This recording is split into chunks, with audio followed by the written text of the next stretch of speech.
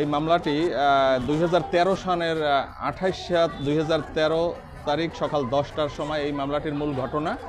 এই ঘটনার সময় এই মামলার যে বাদী মোক্তার হোসেন রারি, তার ভাগ্নি খাদিজা আক্তার, সে বাড়িতে যাওয়ার পথে আসামি কবির আকুন তাকে জোরপূর্বক ধরে নিয়ে বাগানের ভিতরে ধর্ষণ করে এবং ধর্ষণ করার পরবর্তীতে এই বিষয়টি যখন জানাজানি হয়ে যাবে এই ভেবে জব্বার ব্যাপারীর সহায়তায় ওনাকে হত্যা করা হয়। হত্যা করে পানির ভিতরে, খালের ভিতরে তাকে চুবিয়ে পানির ভিতরে ডাবিয়ে রাখা হয় এবং পরবর্তীতে পুলিশ তাকে উদ্ধার করে। এই মামলাটিতে মোট 18 জন সাক্ষী রাষ্ট্রপক্ষ থেকে উপস্থাপন করা হয় এবং তাদের সাক্ষ্য প্রমাণ গ্রহণ শেষে বিজ্ঞ আদালত আজকে মামলাটি সন্দেহাতীতভাবে প্রমাণ হওয়ায় আসামি কবির আকুন এবং জব্বার ব্যাপারী এদেরকে মৃত্যুদণ্ডে দণ্ডিত করেন এবং ফাঁসিতে ঝুলিয়ে তাদের মৃত্যুদণ্ড কার্যকর করার জন্য নির্দেশ প্রদান করা হয়।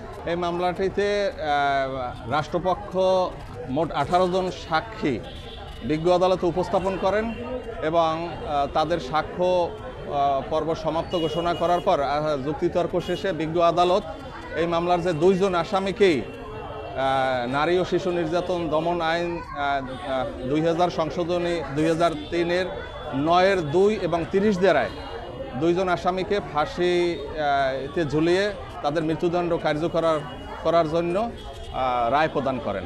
ভিকটিম আমার বোন হয়, ঠিক আছে। কবিরা জব্বার আমার মা বাড়ি থেকে আসার পথে আমার বোনকে মেরে ফেলেছে, মেরে খালের ভিতরে গুম করে দিয়েছে। তারপরে আমরা 2 দিন পরে বিচাবিচি করে তারপরে আমরা বাগানের ভিতরে লাশ পাই, খালের ভিতরে। এই আজকে রায় দিয়েছে, আলহামদুলিল্লাহ আমরা রায় খুশি, কিন্তু ফাঁসি হলে আরও খুশি হতাম।